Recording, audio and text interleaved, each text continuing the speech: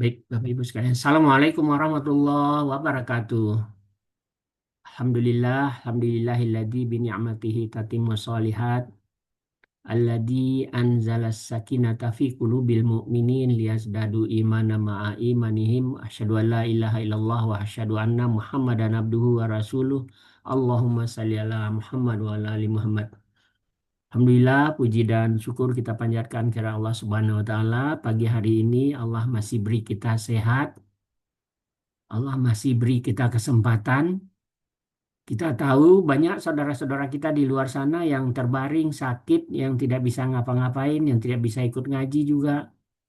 Alhamdulillah Allah masih beri kita kesempatan hidup. Ya, kita tahu juga banyak saudara-saudara kita di alam barzah sana yang sudah tak bisa lagi berbuat sesuatu, malah menyesal, kepingin dihidupkan kembali supaya bisa beramal soleh. Alhamdulillah masih sempat kita untuk menambah pundi-pundi mengisi koper-koper kanan kita. Baik Bapak Ibu sekalian, khususnya pada pagi hari ini, Alhamdulillah kita bersama dengan Ustadz Idkanul Imam Rantau untuk dalam kajian Al-Hikam ya, hikmah-hikmah yang luar biasa yang akan beliau sampaikan nanti. Dan insya Allah pagi hari ini adalah hikmah yang ke-38. Janganlah cita-citamu tertuju kepada selain Allah. Dan insya Allah kalau masih ada waktu nanti sambung ke 39. Baik Bapak Ibu sekalian, sama-sama kita mulai acara kita berserah diri kepada Allah dengan sama-sama baca basmalah. Bismillahirrahmanirrahim. Kepada Ustadz kami persilakan. Baik, terima kasih Pak Maswar. Bismillahirrahmanirrahim. Assalamualaikum warahmatullahi wabarakatuh. Waalaikumsalam warahmatullahi wabarakatuh. Alhamdulillah, alhamdulillahi rabbil alamin. Wal aqibatu lil muttaqin wa la udwana illa 'alal zalimin. Wassalatu wassalamu ala asyrafil anbiya wa khatamil mursalin. Sayyidina wa nabiyyina wa maulana Muhammadin wa ala alihi wa sahbihi haqqa qadrihi wa miqdarihil azim. Subhanaka la ilma lana illa ma 'allamtana innaka antal alimul hakim. Rabbi shrah li sadri wa yassir li amri wahlul 'uqdatam min lisani yafqahu qawli. Wasaddid lisani wahdi qalbi bihaqqi sayyidina Muhammadin sallallahu alaihi wasallam amma ba'du. Faya yuhal hadirun wal hadirat, seluruh peserta kajian online Husnul Khotimah Institute yang dimuliakan oleh Allah. Alhamdulillah pada pagi hari ini 18 Muharram 1447 Hijriah. Allah masih memberikan kepada kita berbagai macam nikmat dan anugerahnya. Nikmat iman Islam, sehat walafiat, umur yang panjang, taufik dan hidayah, serta kesempatan untuk kita terus menggali ilmu. Mudah-mudahan selalu kita diberikan taufik dan hidayah oleh Allah dan mendapatkan bimbingan. Serta mudah-mudahan apa yang kita lakukan selalu bernilai ibadah dan mendapat pahala di sisi Allah Subhanahu wa Ta'ala. Amin.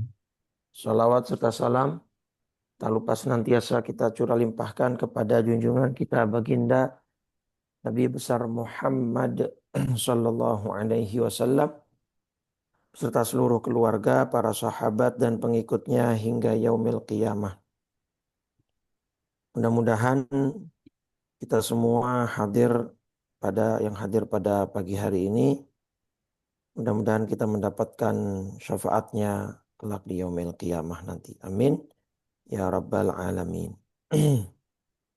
Baik, Bapak Ibu rahimakumullah. Kita akan masuk hikmah ke-38. Insya Allah nanti jika waktu masih memungkinkan kita akan masuk ke 39-nya. Bismillahirrahmanirrahim. Qala Syekhul Mu'allif rahimahullah wa adaman naf'a bihi wa bi barakati ulumihi wa bikum fid dharaini amin. radhiyallahu taala anna wa ankum. Al-hikmatu tsaminatu wassalasun. Hikmah ke-38, la tata'adda niyyatu himmatika ila ghairihi. Fal karimu la tatakhattahul amalu. Amal. Bukan bukan pakai ain ya. Nah, beda. Kalau amalun pakai ain, amal ibadah. Tapi amal ya itu menggunakan alif atau hamzah, ya itu berarti harapan atau angan-angan gitu ya. Seperti yang Allah sampaikan di dalam surat Al-Hijr ayat ketiga. Surat 15. Surat Al-Hijr ayat ketiga. Dzarhum ya'kulu wa yatamatta'u wa yulhihimul amalu. Fasawfa ya'lamun. Biarkanlah mereka di dunia ini makan dan bersenang-senang dan dilalaikan oleh angan-angan kosong mereka. Ya, ini maksudnya konteksnya kepada orang kafir ya. Jadi biarkanlah orang-orang kafir itu bersenang-senang ya, makan di dunia, mereka ya semua kunci dunia mungkin mereka sudah punya gitu kan. Tapi mereka dilalaikan oleh angan-angan kosong. Angan-angan kosong maksudnya apa? Di dunianya mereka tidak beriman, tapi mereka pengennya nanti di akhirat masuk surga. Itu angan-angan kosong mereka kan. Ya, karena mereka tidak akan masuk ke dalam surga kecuali setelah unta masuk ke dalam lubang jarum ya kan. Ya di dalam surat Al-A'raf itu surat 7 ayat 40. La yadkhulunal jannata hatta yalijal jamalu fi sammil khiyat. Ya itu kenapa dikatakan angan-angan kosong ya karena orang kafir itu tidak akan masuk surga kecuali unta sudah bisa masuk ke dalam lubang jarum. Itu sebuah ilustrasi yang sangat jelas bahwa itu hal yang mustahil, ya hal yang tidak mungkin bagi orang-orang kafir untuk masuk ke dalam surga kalau mereka mati dalam kekufuran. Mudah-mudahan Allah wafatkan kita dalam husnul khatimah. Amin. Nah, ini nasihat ini memiliki makna kurang lebih la tata'adda niyatu himmatika ila ghairihi. Janganlah niat atau semangat harapanmu itu kau arahkan kepada selain Allah. Ya, janganlah niatmu, harapanmu, cita-citamu itu kau arahkan kepada selain Allah. Karena Allah fal karim, karena Allah zat yang maha mulia, la tatakhattahul amalu, tidak bisa dan tidak mampu dilangkahi oleh angan-angan atau cita-cita.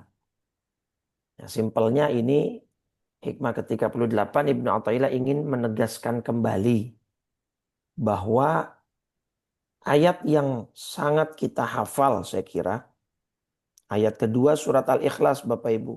Apa bunyinya? Allahus Allahus samad. samad. Sini Allah mengatakan bahwa sifat beliau, sifat Allah adalah as-samad. Tempat meminta segala sesuatu. Ada yang menerjemahkan tempat bergantung. Karena memang secara tafsirnya as-samad itu al-maqsud ya fil hawaij. Nah, fil hawaij. Zat yang dimaksudkan atau yang dituju fil hawaij dalam pemenuhan hajat kebutuhan. Nah, ala dawam. Ini kalau ditafsir jalan lain saja yang ringan itu seperti ini tafsirnya. Jadi al-maqsud yaitu zat yang dituju di dalam pemenuhan hajat atau kebutuhan ala dawam selama-lamanya. Ya artinya ya Allah lah tempat bergantung, simpelnya begitu kan kalau diterjemahkan. Allah tempat meminta segala sesuatu. Nah, jadi jangan kemudian apa kita melupakan ayat ini dan hanya sebatas membacanya tanpa meresapi maknanya gitu ya. Nah, ini sangat linier dengan apa yang disampaikan dengan Imam Ibnu Athaillah tadi. La tata'adda niyatu himmatika ila ghairihi. Jangan sampai kamu mengarahkan ya cita-citamu, hajatmu, harapanmu kepada selain Allah. Karena Allah yang Maha Karim, Allah yang Maha Mulia itu tidak mampu dilangkahi oleh al-amalu, ya, itu oleh cita-cita dan angan-angan manusia. Ya, walaupun sebenarnya cita-cita manusia itu sangat terbatas ya sangat terbatas kan. Nabi pernah membuat, ada di hadis Bukhari ya, tapi langsung saya gambarkan saja. Nabi kan pernah membuat sebuah murabba, ya, segi empat. Kemudian Nabi memberikan apa garis-garis kecil seperti ini, gitu ya. Ada beberapa garis kecil begitu. Gitu. Nah, terus kemudian Nabi membuat gambar di tengah garis yang melebihi batas dari segi empat tadi. Nah, ini yang garis-garis kecil ini diibaratkan Nabi sebagai ya, dinamika hidup manusia. Ada cita-cita, harapan, tapi di sini juga ada ujian, cobaan, gitu ya. Nah, ini amal, al-amalu di sini. Ya, amal manusia itu angan-angan kosong manusia.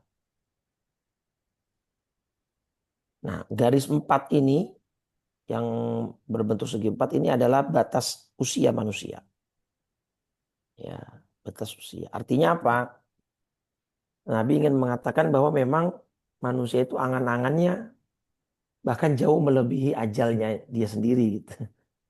Pernah ada satu kisah malaikat Israel itu pernah tertawa gitu ya. Tertawa dalam arti uh, menghadapi situasi yang agak lucu. Jadi kisahnya beliau di Allah Subhanahu wa taala memerintahkan malaikat Israel untuk mencabut nyawa seorang anak muda. Anak muda ini lagi belanja di pasar. Kebetulan yang dia beli adalah sepasang sepatu. Kemudian si anak muda ini meminta kepada tukang sepatu untuk mencarikan sepatu yang terbaik gitu ya. Bahkan secara spesifik sang anak muda kemudian meminta agar sepatu yang dia beli yang kalau bisa tahan dan kuat untuk dipakai selama 5 tahun minimal.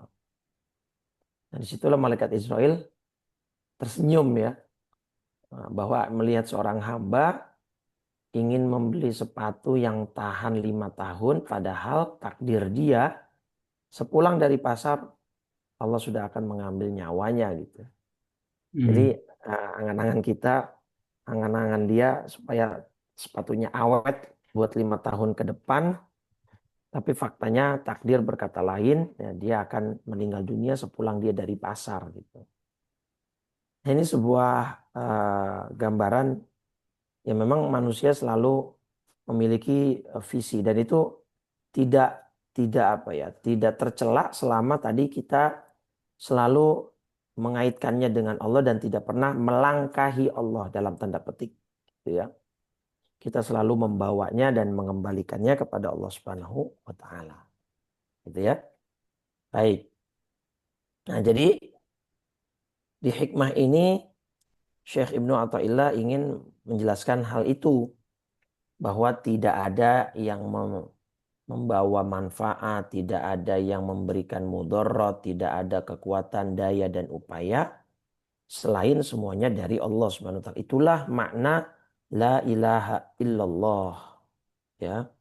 Jadi kalau kita meresapi makna la ilaha illallah, ya, Muhammadur Rasulullah sallallahu alaihi wasallam, maka ya kita akan mendapati hal itu.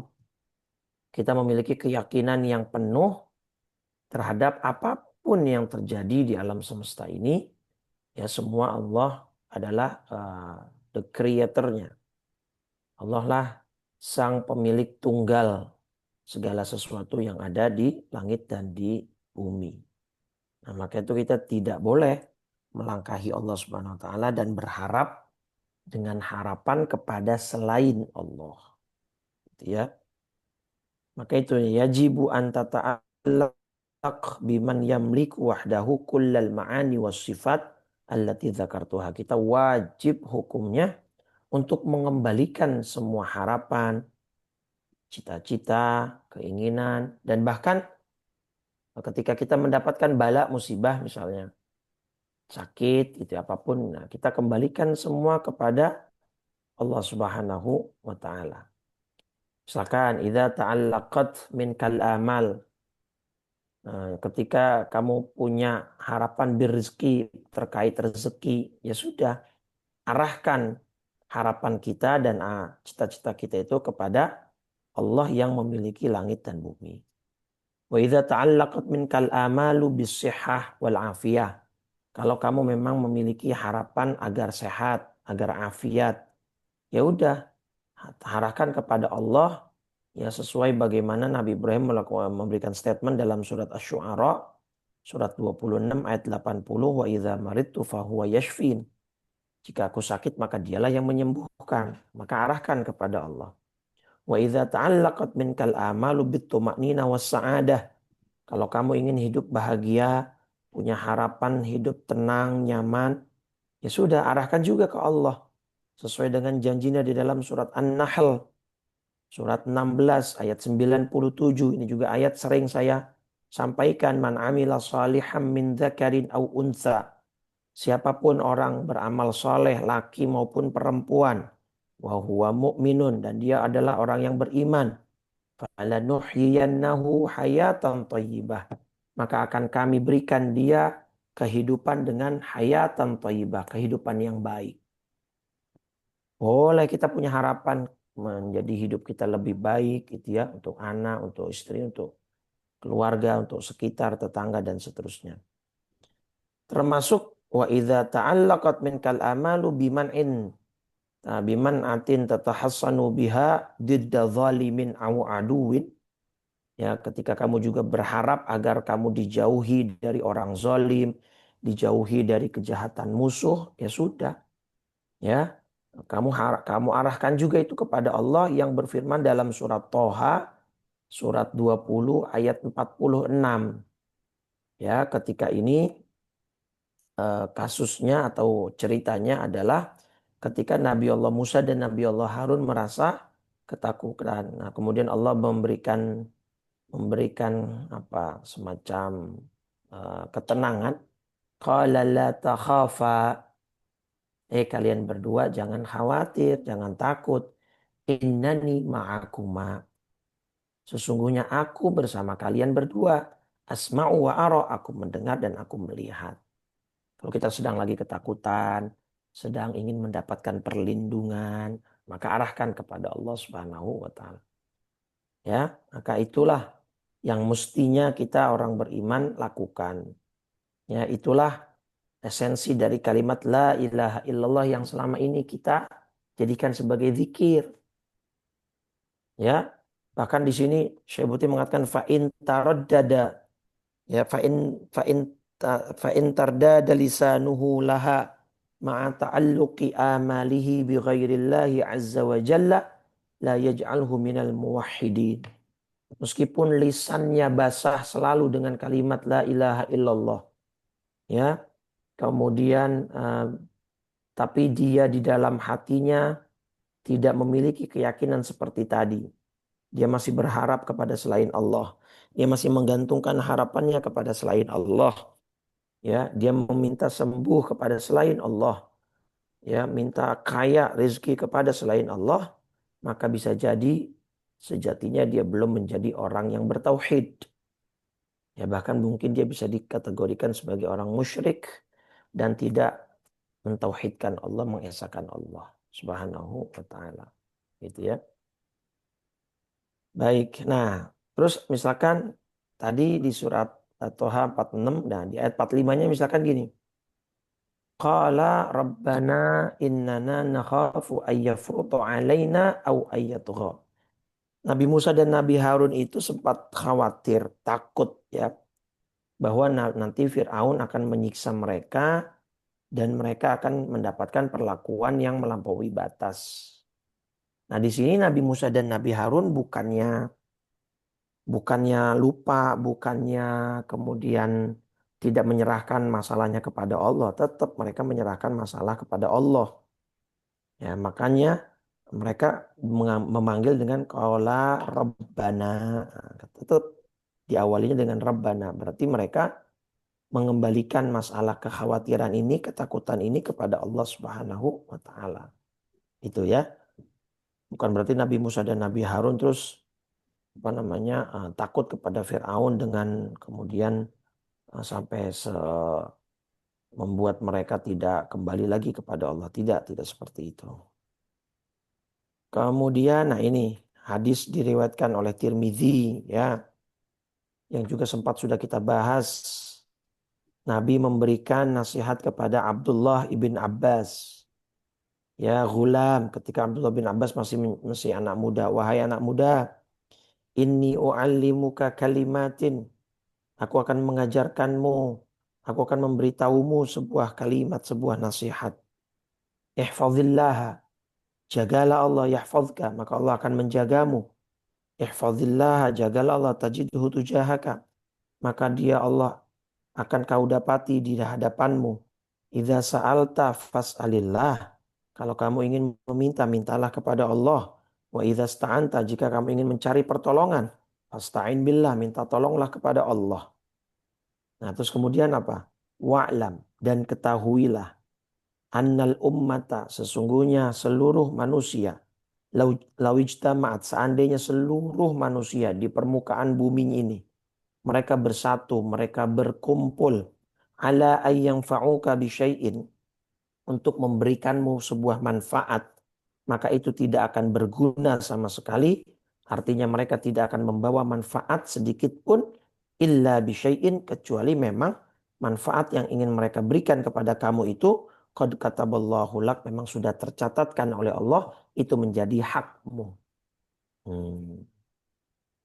Seluruh manusia nih kumpul, ya, ingin membawa kita manfaat, ingin memberikan kita sesuatu, ingin melakukan hal yang baik kepada kita. Tapi kalau itu belum takdir kita, itu bukan catatan takdir kita, itu tidak akan pernah terjadi dan tidak akan pernah kita dapatkan manfaat itu. Sebaliknya, wa ini ijtama'u, jika mereka semua berkumpul ala ayyadurruka, untuk kemudian membuatmu celaka, ya, membawa kemudaratan kepadamu dengan sesuatu, maka itu tidak akan berpengaruh sama sekali. Lam yadurruka, tidak akan berpengaruh terhadap kamu sama sekali, illa bisyai'in, kecuali dengan sesuatu qad kataballahu alaik, yang memang sudah menjadi catatan bagimu. Rufi'atil aqlam wa jaffatis suhuf. Ya, pulpen, pena sudah diangkat, catatan sudah mengering. Artinya takdir dan catatan sudah seperti itu. Nah, di sini poinnya adalah semua tuh. Kalau mau minta sama Allah, kalau minta tolong sama Allah, kalau kita mau apapun sama Allah dan yakini bahwa apapun yang terjadi pada diri kita itu semua dari Allah. Nah, itu apa esensi tauhidnya gitu ya, apa namanya, nilai-nilai tauhid yang bisa kita ambil dari nasihat ke-38 ini. Ya, Bapak Ibu. Jadi harusnya kita bisa memberikan ketenangan di dalam hati kita kalau kita sudah meyakini hal seperti ini gitu ya. Jangan pernah kita melangkahi Allah dalam setiap langkah kaki kita, harapan kita, cita-cita kita, dan keinginan kita untuk menghilangkan mudarat, menghilangkan kejahatan apapun lah, ya. Jangan kemudian. Nah, tapi gini, nasihat ini atau hikmah yang ke-38 ini juga tidak menafikan asbab, ya. Tidak menafikan sebab, atau maksudnya sebab di sini ikhtiar gitu ya. Tidak menafikan ikhtiar dan usaha manusia. Memang betul. Misalnya tadi manusia ya, dia ketika ingin mendapatkan sesuatu, ya harapannya atau cita-citanya, maka dia gantungkan itu kepada Allah Subhanahu wa taala. Oke. Nah, supaya kita tidak melangkahi Allah. Nah, justru kalimat supaya tidak melangkahi Allah, kita harus apa? Melewati tahapan atau proses yang memang sudah digariskan oleh Allah, yaitu melalui proses ikhtiar, yang mengambil sebab, ya, mengambil sebab. Dan itu dicontohkan oleh Nabi langsung, gitu ya.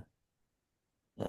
Kita akan terjebak pada su'ul adab. Apa su'ul adab? Ya, adab yang tidak baik ma'allah, kepada Allah. Ya, ya, di antara su'ul adab atau tidak memiliki adab yang baik kepada Allah adalah dengan dia salah faham terhadap hikmah ini, akhirnya dia tidak mau berinteraksi dengan sebab, dengan ikhtiar. Ya sudah Ustaz, kalau memang Allah yang menyembuhkan penyakit saya nggak mau berobat. Kalau memang rezeki sudah diatur oleh Allah dan tidak akan mungkin tertukar, maka saya tidak akan bekerja. Nah, itu namanya su'ul adab. Ya, kita berarti melangkahi Allah dengan dalih bahwa kita justru mengarahkan semua kepada Allah. Tapi justru itu sebenarnya su'ul adab kepada Allah. Kenapa? Karena dia uh, tidak melalui jalur atau proses yang dikehendaki oleh Allah. Ya, contohnya Nabi Muhammad SAW. Nabi tetap bekerja, itu kan? Sedari kecil beliau menggembala kambing, apa namanya, kota Mekah, penduduk kota Mekah. Kemudian ketika 8-9 tahun beliau menjadi anak magang bersama pamannya Abu Thalib ke Syam. Umur 20-an tahun beliau membawa sendiri dagangan Khadijah radhiyallahu anha ya, ke Syam.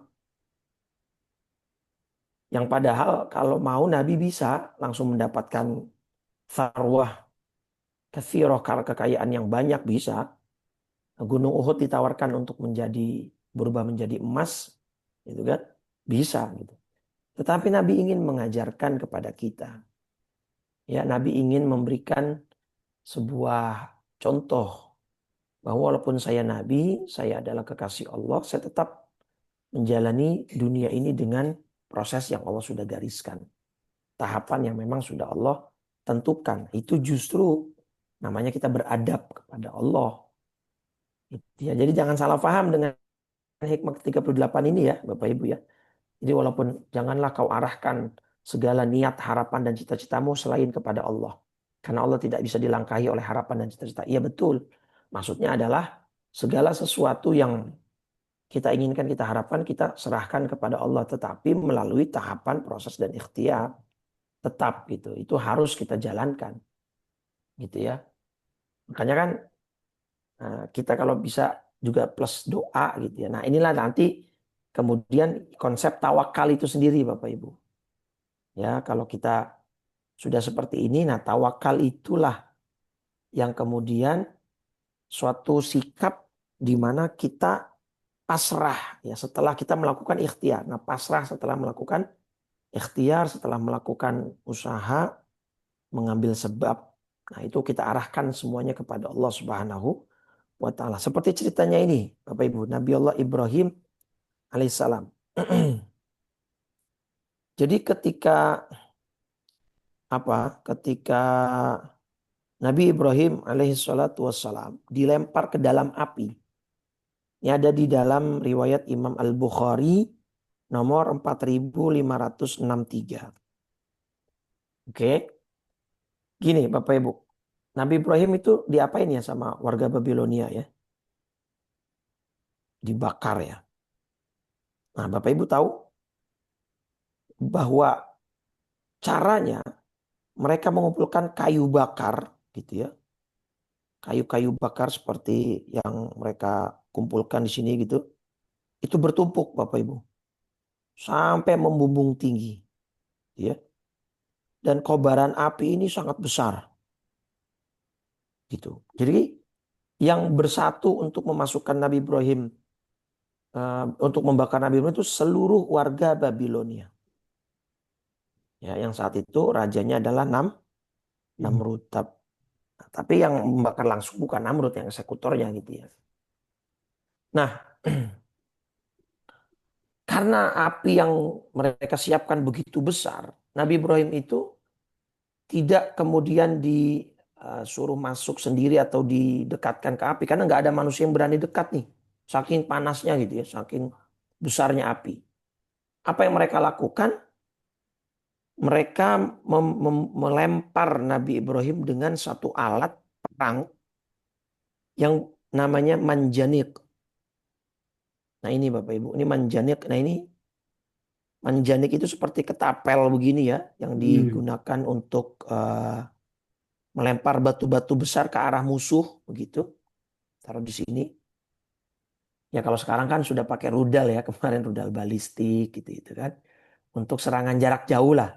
Jadi manjanik ini konsep dan mekanismenya untuk serangan jarak jauh gitu. Nah, Nabi Ibrahim ditaruh di sini Bapak Ibu. Untuk kemudian dilempar ke dalam api yang sudah berkobar sangat tinggi dan besar itu. Karena nggak ada yang berani dekat. Nggak ada yang berani untuk mendekat dari saking api itu sangat besar gitu ya. Nah, kok bisa tepat Ustaz ya kan ada ilmunya ya, ada hitung-hitungan sudutnya seperti ini gitu. Nanti berapa derajat dan seterusnya lah ya. Ya layaknya ahli perang pasti punya ininya gitu, punya punya hitungannya. Nah, di sini nampak kehebatan Nabiullah Ibrahim dan memang pantas beliau menjadi seorang nabi dan Khalilullah. Nabi Ibrahim dengan keyakinan penuh. Beliau punya harapan. Harapannya apa? Untuk menghilangkan masalah yang beliau hadapi. Mereka akan melemparkan Nabi Ibrahim ke dalam api. Tapi Nabi Ibrahim tidak sama sekali khawatir, gelisah, takut. Cuma satu kalimat yang beliau ucapkan ketika beliau dilempar, hasbunallah wa ni'mal wakil. Qalaha Ibrahim, kalimat itu dikatakan oleh Nabi Ibrahim, hina saat ulqiya, dilempar finnar ke dalam api. Jadi inilah contoh yang sangat bagus, yang sangat paripurna ya. Untuk hikmah kita ke nomor 38 ini. La tata'adda niyatu himmatika ila ghairihi. Ya jangan kamu arahkan niat, harapan dan cita-citamu kepada selain Allah. Kalau mungkin kita di posisi seperti itu, kita udah mohon-mohon Bapak Ibu sama musuh kita gitu kan. Pak mohon Pak, saya bisa ngelakuin apa aja. Saya rela melakukan apa, tolong jangan lempar saya ke dalam api gitu kan. Ya, oh apa namanya? Saya kira itu reaksi kita sebagai orang awam lah. Akan meminta pertolongan dan meminta perlindungan kepada musuh yang akan menyakiti kita. Tapi tidak dengan Nabi Ibrahim alaihissalam. Beliau tidak berkomentar sedikit pun, beliau tidak takut sedikit pun, dan beliau tidak memohon dan tidak meminta kepada musuh-musuhnya. Tetapi yang beliau lakukan, beliau arahkan ya, harapan itu kepada Allah Subhanahu wa taala dengan hanya kemudian beliau mengucapkan satu kalimat hasbunallahu wa ni'mal wakil. Ini contoh yang sangat baik, contoh yang sangat pas ya, yang sangat tepat untuk kemudian kita amalkan. Maksudnya amalkan ya bukan berarti Bapak Ibu dibakar, bukan ya. Bahkan di dalam kitab Qasasul Anbiya, nah ini saya sampaikan kalimatnya, Nabi Ibrahim itu komentarnya begini. Dan oh ya, Bapak Ibu harus tahu bahwa Nabi Ibrahim di dalam api itu bukan satu hari dua hari, bukan seminggu dua minggu, 40 atau 50 hari Bapak Ibu. Riwayat itu ada dua, ada yang bilang 40 hari, ada yang bilang 50 hari. Dan begitu keluar, tidak sedikit pun api menyentuh Nabi Ibrahim. Karena memang Allah memerintahkan kuni bardan wasalaman ala Ibrahim. Ya naru kuni bardan wasalaman ala Ibrahim. Wahai api, jadilah engkau dingin. Tapi di situ ya di surat Al-Anbiya itu kan surat 21 ya Allah juga kemudian memberikan penjelasan bukan hanya dingin tapi salaman. Jadilah wahai api kamu dingin dan penyelamat bagi Nabi Ibrahim. Kalau cuma dingin saja nanti bisa mati beku kedinginan gitu ya. Dan lama Nabi Ibrahim 40 sampai 50 hari di dalam api. Tidak sedikit pun apa namanya tubuhnya kulitnya tersentuh dengan api. Bahkan ketika Nabi Ibrahim keluar dari siksaan itu kan tidak terbakar sama sekali ya, bahkan tidak tersentuh sedikit pun. Nah, terus kemudian Nabi Ibrahim berkomentar begini, annahu qala, kemudian Nabi Ibrahim berkata, ma kuntu ayyaman wa layaliya atyabu 'aishan id kuntu fiha. Bahwa tidak ada hari-hari dan malam-malam yang pernah aku lalui ya sebaik dan senikmat yang aku lalui di dalam api sana. Jadi kehidupan Nabi Ibrahim yang paling enak selama beliau hidup itu justru di dalam api. Wawadatu wawadatu anna aishi wa hayati, dan saya sangat berharap bahwa sisa-sisa hidupku ya kulliha semuanya mithla idh kuntu fiha, seperti sebagaimana waktu aku di dalam api. Ya, jadi kita nggak tahu Bapak Ibu 40-50 hari Nabi Ibrahim jangan-jangan dikasih kemuliaan sama Allah, makanan dari surga, minuman dari surga mungkin kan. Makanya Nabi Ibrahim berkomentar, hidupku yang paling nikmat itu justru ketika saat aku di dalam api. Nah, itu ya Bapak Ibu, gambaran bagi orang-orang yang betul-betul mengarahkan semua harapannya, hidupnya, cita-citanya kepada Allah Subhanahu wa taala gitu ya. Dan apa namanya tidak sama sekali mereka seperti para nabi dan rasul ini uh, melangkahi Allah Subhanahu wa taala dalam setiap langkah hidupnya gitu ya. Baik. Kemudian mana tadi kamnya. Nah, itu ya. Oke, tadi saya katakan maka sebagai bagian dari adab kita kepada Allah, ya walaupun kita mengarahkan semua harapan, cita-cita kita kepada Allah, tapi tetap kita harus melalui proses dan ikhtiar kita dan kita mengambil sebab. Nah, di sini menariknya Syekh Putih sedikit menyinggung terkait sebab atau apa ya ikhtiar yang sifatnya itu tawasul Bapak Ibu. Ini ya, eh, tawasul itu adalah meminta kepada Allah dengan perantara. Perantara ini nanti bisa amal soleh, ya, bisa orang soleh. Orang soleh dalam hal ini ya, khususnya Nabi Muhammad SAW. Ya. Nah ini bukan tanpa dalil, ya kan? Kemudian Allah wabtaghu ilaihil wasilah. Allah kemudian memerintahkan kita di dalam uh, Al-Quran surat Al-Ma'idah ayat 35. Bapak Ibu, surat Al-Ma'idah surat 5 ayat 35. Nah ini ya. Ya ayyuhalladzina amanuttaqullaha wabtaghu ilaihil wasilah. Wahai orang-orang yang beriman, bertakwalah kepada Allah dan carilah wasilah, jalan atau perantara itu tadi ya, untuk mendekatkan diri kepadanya. Nah, tawassul itu prosesnya. Wasilah itu alatnya atau jalannya atau perantaranya. Ya kan? Jadi Allah memerintah kita nih ya untuk bertakwa kepadanya dan cari jalan atau wasilah untuk kita mendekat kepadanya. Nah, prosesnya disebut dengan at-tawassul. Nah, oke. Nah, ini menarik Bapak Ibu. Tadi kan di hikmahnya Syekh Ibnu Athaillah mengatakan jangan arahkan harapan dan cita-citamu kepada selain Allah kan. Oke. Nah, tapi kita mau sampai kepada Allah. Misalkan kita punya harapan tadi pengen dapat rezeki, pengen sehat, kemudian pengen sembuh dari sakit. ya kemudian apapun lah harapan kita. Nah, betul, ini semua kita arahkan kepada Allah, terhindar dari bahaya gitu ya. Nah, tadi sudah kita sepakati bahwa ya memang itu kita arahkan kepada Allah, tapi kan melalui proses, melalui ikhtiar. Nah, salah satu proses dan ikhtiar yang memang disyariatkan dan boleh dilakukan itu dengan tawassul, Bapak Ibu. Nanti saya sampaikan dalil-dalil sahihnya ya.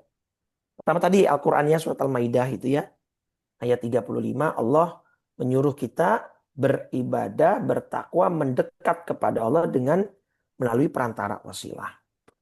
Nah, perantara amal soleh, Bapak Ibu pernah dengar gak hadis tentang 3 orang yang terjebak di dalam gua? Yang kemudian mulut guanya atau pintu guanya tertutup oleh apa? Batu. Nah, itu ada hadis ya, sahih. Nah, kemudian 3 orang yang terjebak di dalam gua ini memohon kepada Allah tuh. Memohon kepada Allah nih. Ya.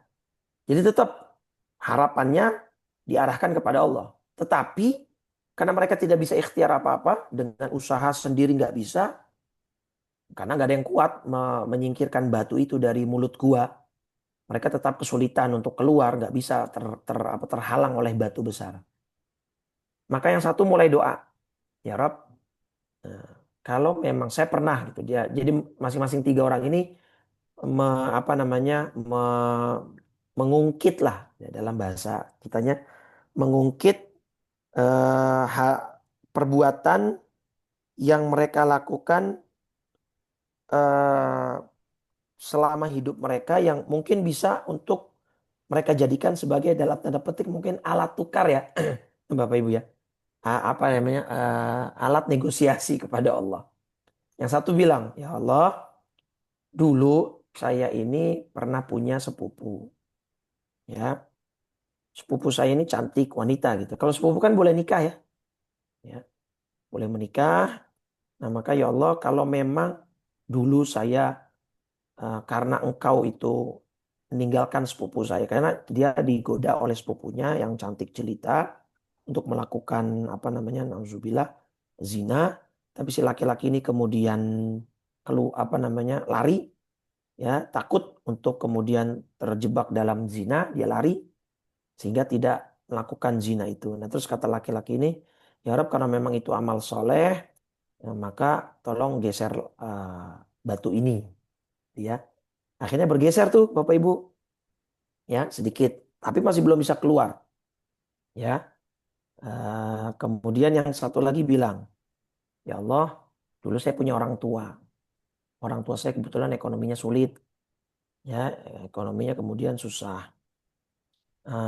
Pernah anak-anak dan istri saya itu menginginkan sebuah makanan, tapi saya simpan sampai akhirnya orang tua saya terbangun gitu. Jadi orang tuanya sudah tidur, anak istrinya mau makan, tapi dia ingin mendahulukan orang tuanya ketimbang anak dan istrinya. Nah, kalau itu memang amal soleh, maka tolong geser batu ini.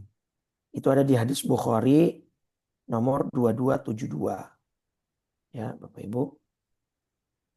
Nomor 2272. Nah, ini. Hadisnya panjang, Bapak Ibu. Ceritanya apa namanya? Panjang sekali ya. Nah, ini nih. Nah, ini dia. Tuh. Ini ada 3 orang yang di dalam gua tadi terjebak. Nah, salah satu rohtin ya yang terjebak di dalam gua. Tuh. Ya fan hadarat sokhratun minal jabal. Kemudian gua itu tertutup oleh batu. Oke, yang pertama sudah gara-gara dia lari dari sepupunya, ya tidak melakukan zina, bergeser batu itu sedikit. Yang kedua, karena memuliakan orang tua, bergeser lagi batu itu sedikit. Yang ketiga, seorang bos. Dulu saya seorang bos memiliki banyak karyawan. Ini hadisnya ya, Bukhari 2272. Memiliki banyak karyawan dan salah satu karyawan saya ada yang pergi sebelum mendapatkan apa namanya gaji. Nah setelah itu eh, gajinya dia saya simpan, tidak saya pakai, tidak saya zolimi. Bahkan saya belikan hewan sampai beternak banyak. Nah ketika karyawan saya ini datang untuk menagih janji, apa menagih gajinya, mengambil gajinya, saya berikan. semua hasil dari apa yang dihasilkan oleh gajinya tanpa saya kurangi sedikit pun. Nah, ya kayaknya bos kayak gitu udah jarang. Atasan seperti itu, ya, bahkan ini apa yang dia apa namanya manfaatkan dari gaji sang karyawan dikasih semua tanpa dikurangi sedikit pun gitu ya. Akhirnya bergeser tuh Bapak Ibu, batu itu semua, dan akhirnya mereka bisa keluar.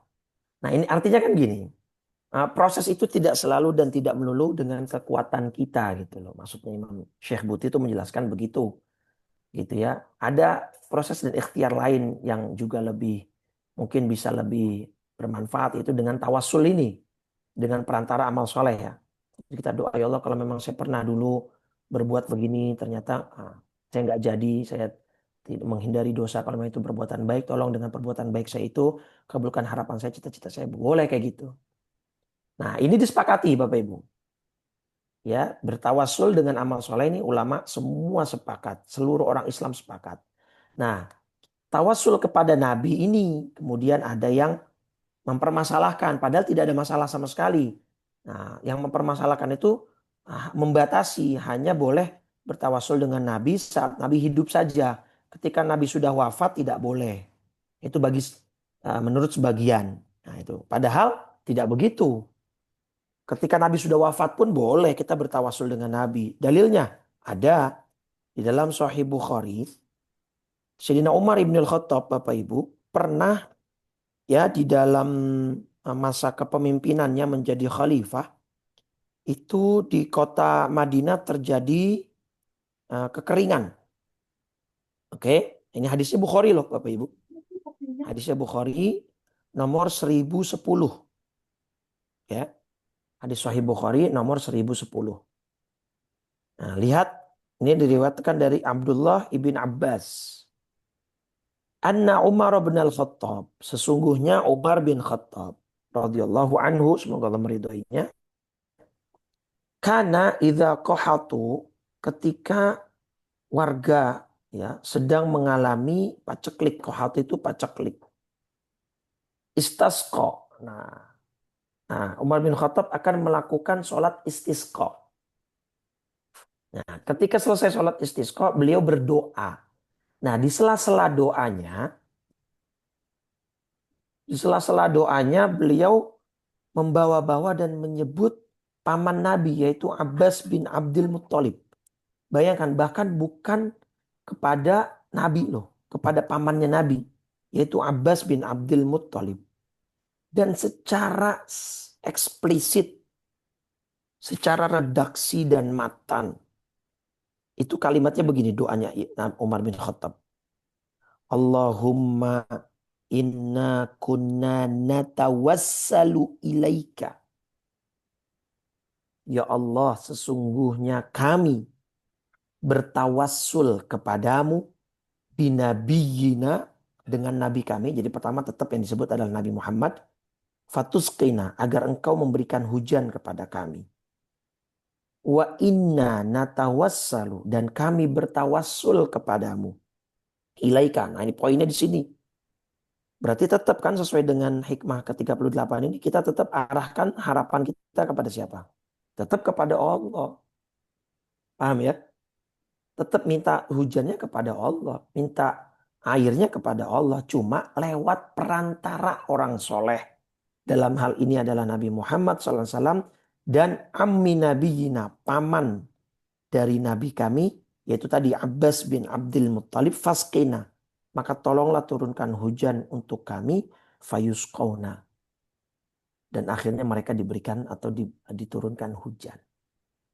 Ini hadis Bukhari Bapak Ibu. Dan yang melakukan sekelas Umar bin Khattab. Jadi keliru kalau kemudian ada orang-orang mengatakan sekarang, oh kalau kita minta kepada Allah pakai nama Nabi, itu bisa syirik. Berarti seolah-olah kita minta sama Nabi. Loh enggak. Itu kan jelas redaksinya. Natawassalu ilaika. Kami mohonnya kepada engkau ya Rob. Tapi lewat perantara. Ya kalau bahasa birokrasinya mungkin ini ordal Pak. Jadi kita pakai the power of ordal gitu ya. Orang dalamnya Allah nih Kenapa? Karena kalau kita yang berharap, kita yang berdoa, kita tahulah kualitas dan kapasitas iman dan takwa kita. Kita tahu seberapa banyak dosa kita, ya kan? Dan di antara penyebab terhalangnya doa kan dosa, Pak. Nah, maka kita minta kepada Allah, tetap mintanya kepada Allah. Tidak ada makna syirik sama sekali di dalamnya. Karena kita mintanya kepada Allah. Cuma kita membawa-bawa nama orang soleh. Dalam hal ini adalah paman Nabi Muhammad SAW, Abbas bin Abdul Muthalib, dan Nabi itu sendiri. Untuk kemudian supaya hajat kita, cita-cita kita dikabulkan oleh Allah. Itu boleh dan disyariatkan. Bukan hanya boleh, disyariatkan. Nah sekarang gini, tapi kan ada pendapat yang mengatakan bahwa itu boleh dilakukan kalau nabinya masih hidup saja Ustaz. Nah ini, hadis ini Bukhari 1010 nomornya, Umar bin Khattab loh. Eranya, berarti kan nabinya sudah wafat dong. Kan ini di eranya Umar bin Khattab yang menjadi khalifah. Bahkan mungkin Abu Bakar juga sudah wafat. Ini perilakunya Umar. Dan Umar bin Khattab sahabat Nabi Khulafaur Rasyidin, tidak mungkin berbuat seperti itu. Tidak mungkin Umar bin Khattab syirik. Wala'iyadzubillah, na'udzubillah. Hasya wa kalla, nggak mungkin. Nah, jadi boleh kita menggunakan nama orang-orang soleh. Ya, untuk kemudian kita berharap berdoa kepada Allah. Tetap mintanya kepada Allah. Oke, ini hadis Bukhari 1010. Ada lagi bukti dan dalilnya. Di dalam kitab eh, apa namanya Al-Azkar karya Imam An-Nawawi, ya. Di dalam kitab Al-Azkar Imam Nawawi, nah ini ya kitab Azkar di bab Al-Hajj di hadis nomor 1069. Sekali lagi kitabnya Al-Azkar karya Imam Nawawi. Kisah ini dari Imam Al-Utbi. Imam Utbi cerita, kuntu jalisan inda qabrin Nabi. Suatu hari saya pernah duduk di dekat makam Rasulullah sallallahu alaihi wasallam. Ketika saya sedang duduk di dekat makam Nabi, faja'a a'rabiyun. Datanglah seorang Arab Badui, ya, berziarah ke makam Nabi. Faqala, kemudian Arab Badui itu mengucap salam kepada Nabi. Assalamu alayka ya Rasulullah. Ya, mengucap salam. Kemudian orang Arab Badui ini apa? Membaca satu ayat, yaitu surat An-Nisa ayat 64. Kita baca ya. Surat An-Nisa surat 4 ayat 64. Ini yang dibaca oleh si Arab Yahudi ini. Walau annahum idzalamu anfusahum ja'uka fastaghfarullaha wastaghfara lahumur rasul lawajadullaha tawwabar rahimah. Artinya apa? Surat An-Nisa ayat 64 ini. Dan sungguh, sekiranya mereka setelah menzolimi dirinya datang kepadamu wahai Muhammad, lalu memohon ampunan kepada Allah. Lihat harapannya, ampunannya tetap mintanya ke siapa? Ke Allah. Tapi lewat perantara Rasul. Rasul pun memohon ampunan. Rasul pun memohon ampunan untuk mereka gitu. Jadi minta maafnya, minta ampunnya tetap kepada Allah. Tapi dimintain ampun, dibantuin sama Nabi. Niscaya mereka akan mendapati Allah Maha Penerima Taubat. Artinya berarti kalau ada orang berbuat salah, orang punya dosa, datang kepada Nabi, minta sama Nabi untuk diistighfarkan, dimintakan ampun kepada Allah, Allah pasti akan ampuni. Nah, orang Arab Badui ini memang konteks ayat ini ketika nabinya masih hidup, Pak. Bu, jadi ketika sahabat ya Nabi masih hidup, kemudian datang kepada Nabi, meminta agar Nabi memaafkan memintakan ampun kepada Allah untuk dia, maka Allah akan mengampuni.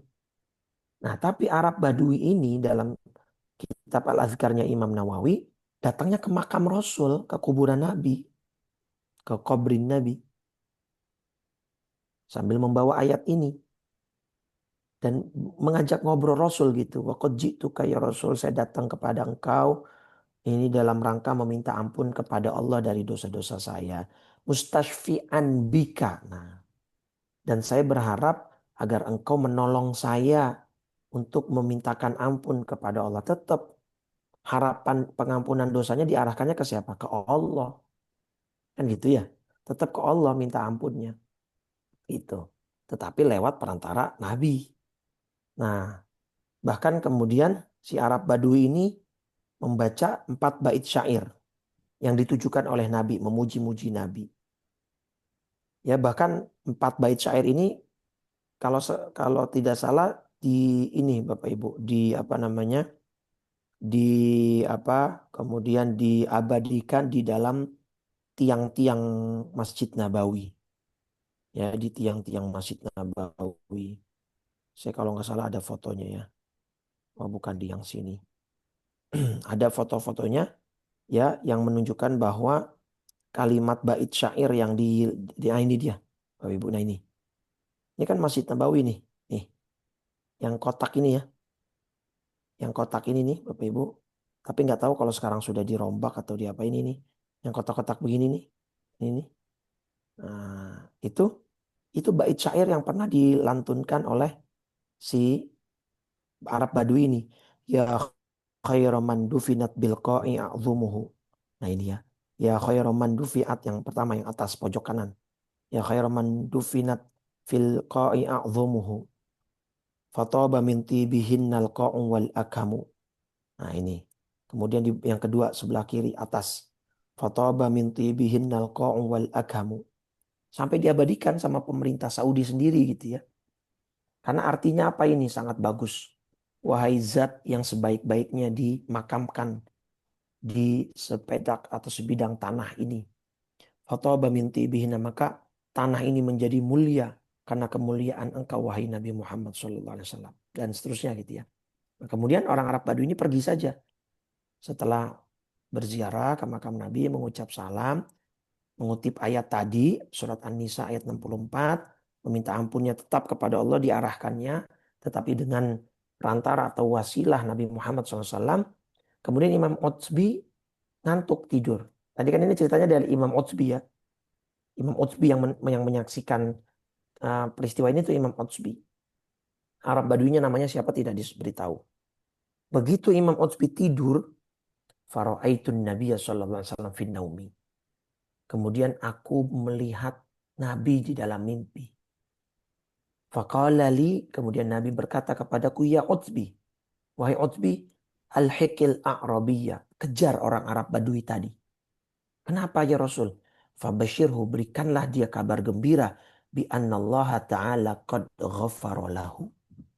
Bayangkan. Beritahu itu kejar orang Arab Badui tadi wahai Utbi. Sesungguhnya berikan kabar gembira kepada dia. Sesungguhnya Allah telah mengampuni dosa-dosanya. Nah, jadi keliru. Kalau tidak tepat kalau mengatakan tawasul kepada Allah melalui atau menggunakan perantara kehidupan apa kemuliaan Nabi hanya boleh saat Nabi masih hidup. Oh, tidak seperti itu. Walaupun Nabi sudah wafat, kemuliaannya tetap abadi dan boleh kita berdoa, tetap kita arahkan doa dan harapan kita kepada Allah, tetapi dengan membawa-bawa atau menggunakan ya Nabi Muhammad SAW sebagai perantara kita kepada Allah agar kita mendapatkan apa yang kita harapkan. Nah, itu namanya tawassul Bapak Ibu ya.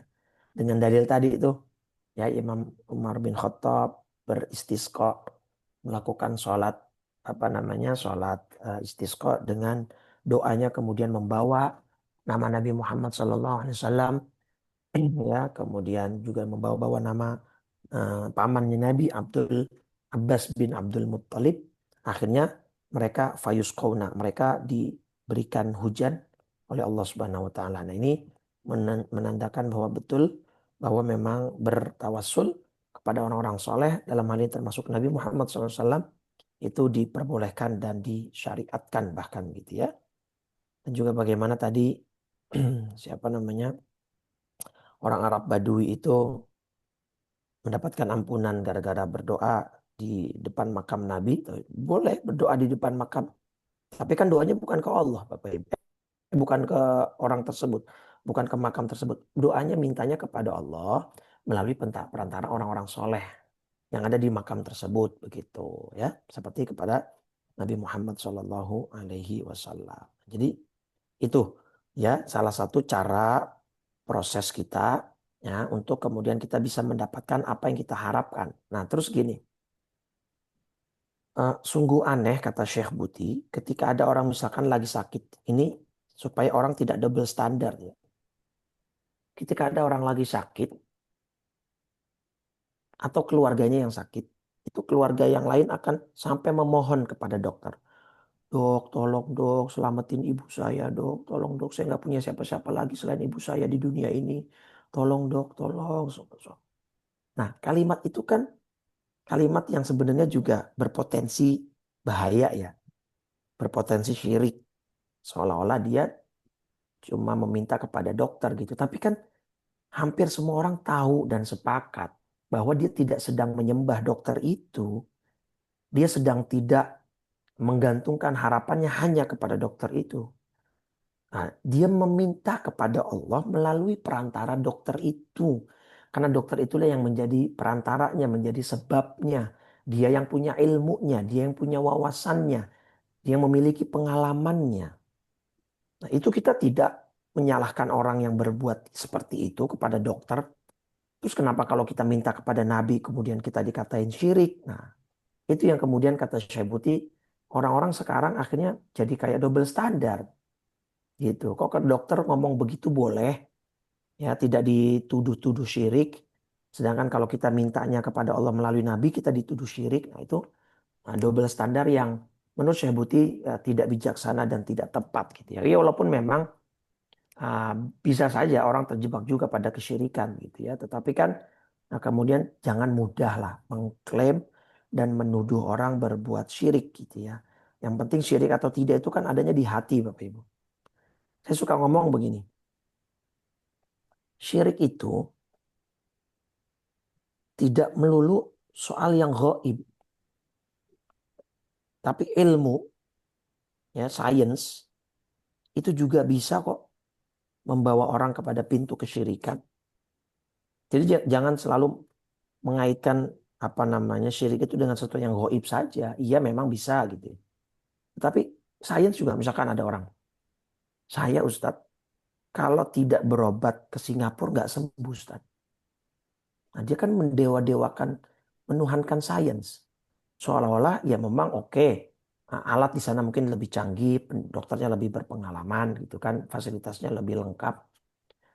Tapi kan kalimat begitu juga rentan juga gitu loh.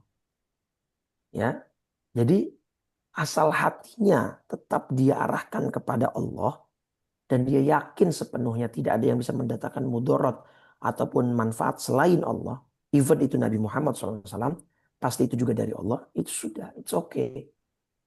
Gak ada masalah. Jadi kalau kita ada ziarah, orang ziarah kubur, berdoa di depan kuburan, jangan kemudian langsung mengatakan dia syirik. Ya, tapi bisa juga mereka jatuh ke dalam kesyirikan. Ya, maka itulah pentingnya belajar. Ya, pentingnya ilmu kan itu ya, untuk memberikan batas. Ya, supaya mereka tidak minta ke kuburan, mintanya tetap ke Allah seperti orang Arab Badui tadi. Tapi melalui perantara orang-orang soleh yang ada di kuburan tersebut gitu. Nah, itu semuanya bisa diantisipasi dengan ilmu.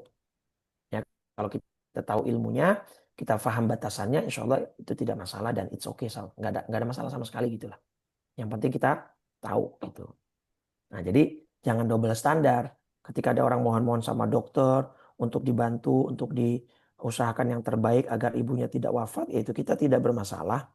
Kita tidak ada apa namanya, tidak ada apa tuduhan syirik sama sekali.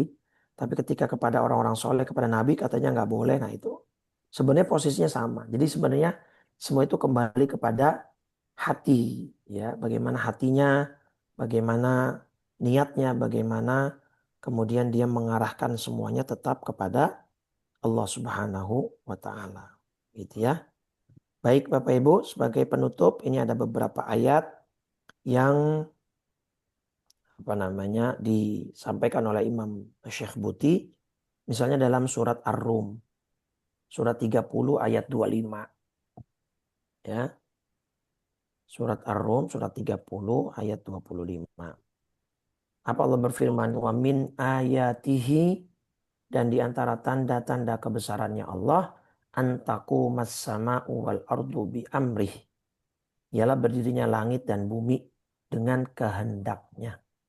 Ya, jadi itu yakini bahwa semua yang ada di bumi alam semesta ini semua atas kehendak Allah, tidak ada yang berjalan di luar kendali Allah Subhanahu wa taala. Jadi kita harus mengarahkan apapun ya kepada Allah Subhanahu wa taala karena Allah lah yang memiliki segala aturan dan segala sesuatunya di muka bumi ini. Kemudian ayat berikutnya yang di disampaikan atau dikutip oleh Imam Buti itu di surat Fatir ayat 41. Nah, kita buka ayatnya surat 35 surat Fatir ayat 41. Innallaha, perhatikan kalimatnya, innallaha, sesungguhnya Allah yumsikus samawati wal ardo antazula. Sesungguhnya Allah lah yang menahan langit dan bumi agar tidak lenyap. Wala inzalata, dan jika keduanya akan lenyap, tidak ada seorang pun yang mampu menahannya selain Allah. In amsakahuma min ahadim min ba'dih innahu kana haliman ghafura. Ya. Nah, jadi itu Bapak Ibu hikmah kita ke-38 kita baca lagi. Di hikmah 38 ini Syekh Ibnu Athaillah memberikan nasihat la tata'adda niyatu himmatika ila ghairihi. Janganlah kamu meletakkan harapanmu, cita-citamu, himmahmu kepada selain Allah. Fal karimu, karena Allah yang maha karim, Allah yang maha mulia, la tatakhattahul amalu, tidak bisa dilangkahi oleh angan-angan, harapan dan cita-cita. Artinya semua harapan dan cita-cita kita itu selalu kita arahkan kepada Allah SWT, tentunya dengan proses dan mekanisme yang sudah kita jelaskan. Baik, mungkin itu Pak Mazhar, silahkan jika ada yang ingin ditanyakan. Terima kasih Ustaz. Alhamdulillah. Baik Bapak Ibu sekalian, ada yang mau diklarifikasi, ditanyakan kepada Ustadz? Ada di Luar kolom biasa. chat, Di kolom kolom chat ada. ya Baik, dari di Bu. kolom chat dulu ya. Ya, boleh. Pertama Ibu Neti, Bismillah, seperti yang Ustadz sampaikan bahwa pembimbing haji seharusnya adalah orang yang qualified dan harus memberi pemahaman kepada masing-masing. Bahwa pada saat haji sudah tidak ada lagi kepentingan kelompok. Seperti pengalaman saya berhaji sebelumnya ada KBHI yang menganggap paling baik KBHI lainnya. Menganggap lebih baik dari KBIH KBHI lainnya lainnya. gitu. Maksudnya Iya betul. menganggap lebih baik. Menganggap Ya. paling baik daripada KBHI lainnya. Sehingga pada waktu pelaksanaan haji selalu berkelompok dan di luar KBHI mereka dianggap orang luar yang tidak pantas dibantu.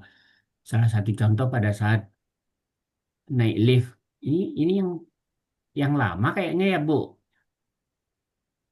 Oh, kemarin udah ditanya ini bukan masalah haji ya, baik baik mungkin Bukan. Ini yang lama Bu, ini ini Ustaz. yang Bu Ella itu Bu Ella Rosianawati di kolom Bu chatnya. Ela, yang lama ya Bu Ela ya, lupa saya. Rasanya udah kemarin nih. Bukan, saya bukan itu, Ustaz.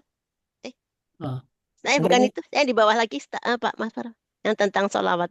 oh Ya Robi ini Bil yang kemarin Mustafa. yang sebelumnya. Ya, ya, Assalamualaikum Pak Ustadz. Assalamualaikum. Oke. Oh ya ini yang baru ya. ya. Oke. Assalamualaikum Ustadz. Saya pernah dengan bahwa membaca selawat Ya Rabbi Mustafa. Ya Ya Rabbi Robi Bil Bil Mustafa Mustafa, ya. ya Ustadz itu. Ya, ya, Padahal di ya. masjid masih sering. Sebetulnya gimana ya Ustadz ya? Nah, itu betul Ibu. Ini Nah, pertanyaan Ibu terkait dengan tawasul tadi. iya, Ya, betul. Jadi gini, itu yang itu tadi yang tidak membolehkan atau yang melarang itu tadi ya kelompok yang sama yang saya sebut tadi bahwa kata mereka tawasul dengan nabi yang sudah wafat nggak boleh. Nah, itu kelompok yang sama yang saya maksud. Mereka bahkan tadi mensyirik-syirikkan, mengkafirkan. Nah, itu sangat keliru lah ya. Tadi kan saya sampaikan Hadis Bukhari nomor 1010 Umar bin Khattab saja membawa nama Nabi, membawa nama paman Nabi yaitu Abbas bin Abdul Muthalib saat doa saat istisqa, saat doa meminta hujan. Berarti kan diperbolehkan hadisnya Bukhari kok. iya, Ya, iya. bahkan kelompok mereka itu kan selalu mana hadisnya itu kita sampaikan hadisnya. Oh Hadisnya iya. sahih riwayat Imam Bukhari. Nah, mereka apa namanya Umar bin Khattab membawa nama Nabi dan nama paman Nabi yaitu Abbas bin Abdul Muthalib dalam prosesi doa saat sholat istisqa. Akhirnya mereka diberikan hujan kan oleh Allah. Nah kan kalimat itu kan begini Bapak Ibu. Ya Rabbi bil Mustafa. Ya, wahai Tuhanku. Jadi kita mintanya ke siapa Bu? Allah Ke ya, Allah, Robbi. karena kan ada ya Rabbi. Iya, Sini Allah tetap kita arahkannya sesuai dengan hikmah kita pagi ini. iya, Arahkan semua harapan kita, tetap kita mengarahkannya kepada Allah. Allah. Cuman bil Mustafa. Heeh, Dengan orang terpilih. Mustafa ini kan Nabi ya. Nabi ya. Predikatnya Nabi. Ya Allah dengan kemuliaan Nabi.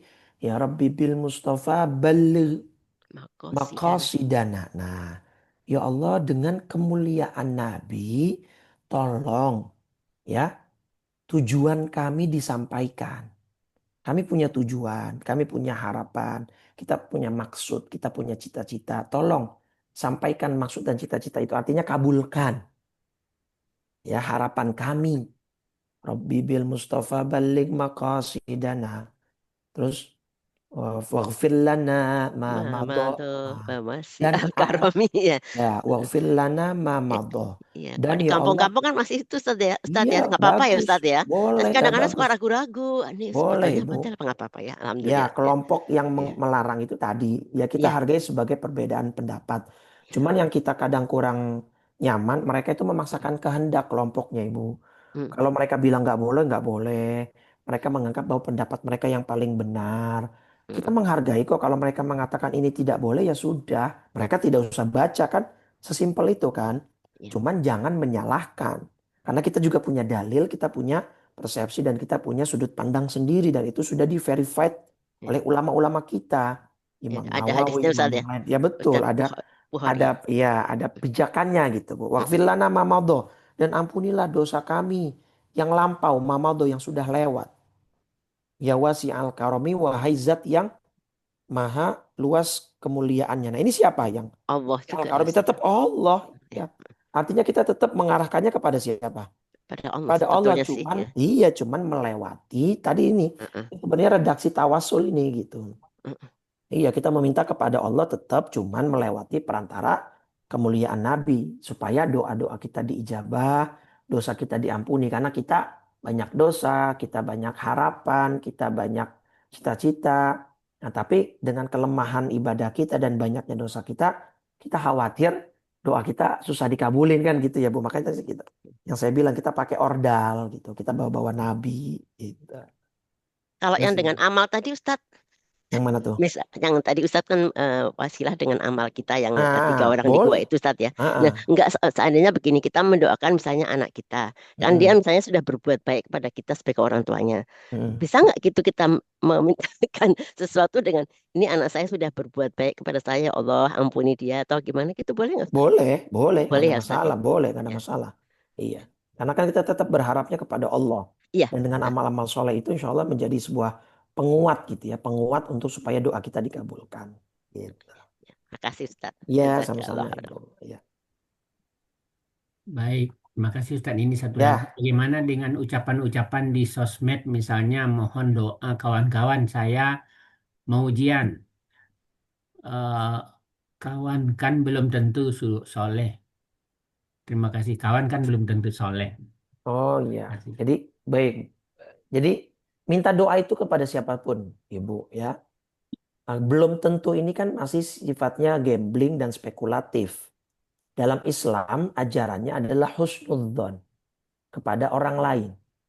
Jadi kita ya minta minta doanya ya kawan-kawan, saya mau ujian, minta doanya ya saya mau ada proyek supaya goal. Mohon doanya ya anak-anak saya sedang ujian mudah-mudahan lulus. Mohon doanya boleh. Tapi kan belum tentu soleh ya, kita juga belum tentu soleh yang minta doanya. Kita loh, kita diri sendiri kita saja belum tentu soleh. Nah takutnya ketika kita selalu mengedepankan persepsi seperti itu, kita terjebak pada takabur.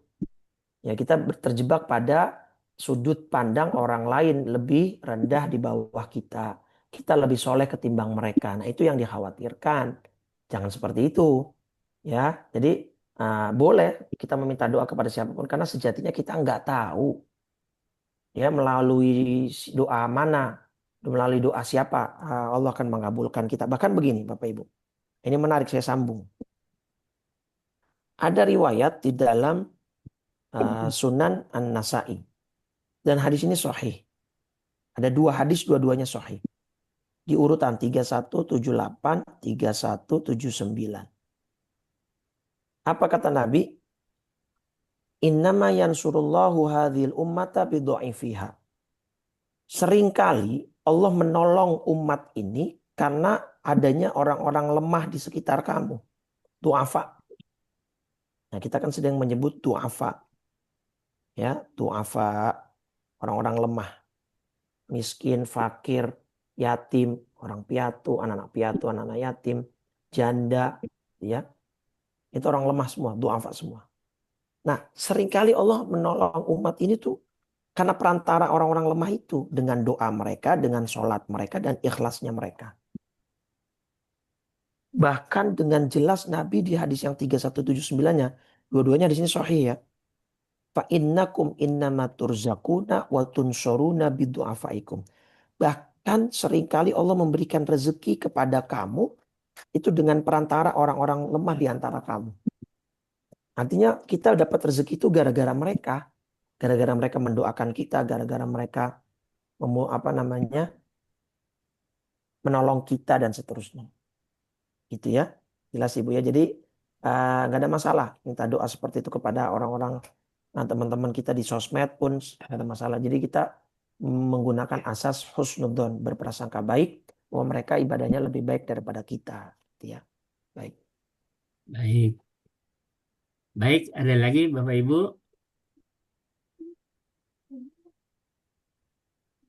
Ustadz, tadi saya nggak begitu nangkap supaya nggak keliru Ustadz. Kalau kita di hadapan makam Rasulullah Ustadz, Iya gimana? eh, cara minta kepada Allah itu melalui Nabi itu apakah kita berdoa, wahai Nabi, minta tolongin, ampunkan dosa saya kepada Allah atau gimana ya? Itu orang Badui tadi begitu Pak, ngajak ngomong Nabi, Oh bisa ya, ngajak boleh ya. ngajak ngobrol Nabi, iya, karena kan orang awam itu kan Badui itu kan orang awamnya orang Arab Pak. Badui itu orang yang bahkan ummi, nggak bisa baca, nggak bisa nulis. Jadi wawasan dan language-nya terbatas kan. Diksinya, perbendaharaan katanya terbatas. Nah itu banyak di orang-orang awam kita.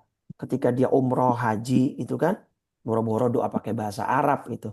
Pakai bahasa Indonesia saja kalimatnya terbatas. Karena mungkin mereka secara background pendidikan agak kurang. Jadi ya yang bisa mereka lakukan apa ya kayak orang ngobrol. Ya Allah, ini saya berdiri di depan makam nabimu. Ya Allah, saya berada di makam orang yang paling kau muliakan. Ya Rasul, saya berdiri di hadapanmu ya Rasul. Tolong ampuni, tolong berikan, mintakan ampun kepada Allah untuk dosa-dosa saya. Ya boleh, nggak ada masalah. Karena nggak semua orang punya perbendaharaan kalimat doa yang mereka hafal dari Al-Quran maupun hadis kan. Nah, jadi ketika orang-orang awam itu mau berdoa ya bebas saja. Tetapi tadi ya, poinnya adalah arahkan doanya tetap kepada Allah. Nabi hanya sebagai wasilah atau perantara. Ya layaknya kita Pak. Kalau kita mau misalnya ketemu sama orang besar, kalau nggak mau lewat jalur protokoler, kan harus punya orang dalam ya. Kalau lewat Ya. jalur protokoler kan lama. Ya. Melayangkan surat permohonan, tunggu dibalas, lama. Tapi kalau misalkan orang dalam, nggak mesti orang pejabat, Pak. Ustadz-ustadz misalkan, Ustadz Adi Hidayat, Ustadz Abdul Somad, kita mau mengundang beliau lewat jalur resmi, lewat manajemennya, lama. Ngantrinya lama, tapi kalau misalkan kita punya orang dalam yang dekat dengan Ustadz Adi Hidayat, dekat dengan Ustadz Abdul Somad, ya kita minta sisipan waktu di tanggal ini dong. Pas lagi kebetulan di Jakarta nih, mampir ke masjid saya untuk ngasih tausiah. Kalau karena orang dalam yang minta, atau mungkin keluarga, orang dekatnya, ya pasti dikabulin kan. Nah gitu aja logika sederhananya. Hmm. Gitu. Intinya tetap arahkannya kepada Allah. Nabi hanya sebagai perantara, orang-orang soleh itu sebagai wasilahnya saja gitu. Baik. Ya. Baik, ada lagi Pak Syukur mau?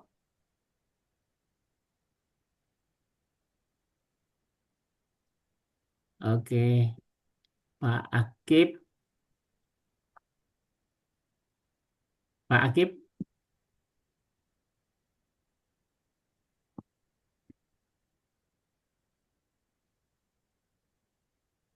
Belum ada pertanyaan, Pak Belum ada, Ustadz. baik. Baik, baik, baik. Baik, mungkin cukup sekian Baik, Ustadz. Kita tutup ya, acara kita pada pagi hari ini dengan doa baik. Terima bersama. kasih Bapak Ibu semuanya. Ya, mudah-mudahan harapan-harapan dan cita-cita kita, kemudian apapun itu yang berbentuk kebaikan atau kita semua agar terhindari dari keburukan, mudah-mudahan tetap kita arahkan hanya kepada Allah, satu-satunya zat yang bisa mendatangkan manfaat dan mudarat. Dan dengan proses-proses yang kita ikhtiar yang kita jalani, yang kita lakukan, mudah-mudahan itu akan memudahkan harapan kita agar terkabul. Kita tutup dengan 3 kali kalimat tauhid dan doa kafaratul majlis. Qala Rasulullah sallallahu alaihi wasallam afdalu ma qultuhu ana wan nabiyuna min qabli La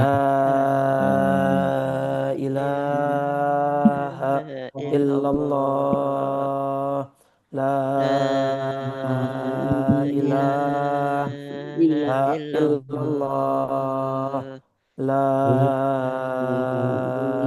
la ilaha illallah Muhammadur Rasulullah sallallahu alaihi wasallam kalimatu haqqin 'alaiha nahya wa 'alaiha namut wa biha nub'atsu insyaallah taala minal aminin.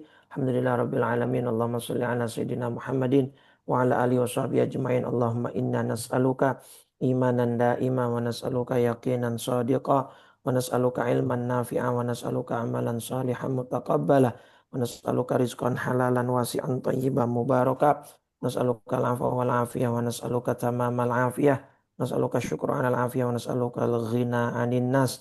Allahumma inna natawassalu ilaika bihabibina wa syafi'ina nabiyina Muhammadin sallallahu alaihi wasallam anta qadhiya hawaijana wa antu yassira umurana umurad dunya wal akhirah wa antu amilana muamalataka li ahlil khair innaka ala kulli syai'in qadir. Rabbana atina fid dunya hasanah fil akhirati hasanah wa qina adzabannar. Sallallahu ala sayyidina Muhammadin wa ala alihi wa sahbihi wasallam walhamdulillahi rabbil alamin. Amin. Qabbalallahu taqabbala minna wa minkum. Sekian kurang lebihnya mohon maaf. Assalamualaikum warahmatullahi wabarakatuh. Waalaikumsalam warahmatullahi wabarakatuh. Terima kasih banyak Ustaz. Waalaikumsalam Terima Ya, kasih warahmatullahi sama-sama teman-teman semua. Bapak Ibu. Kita wabarakatuh. tutup. Ustaz.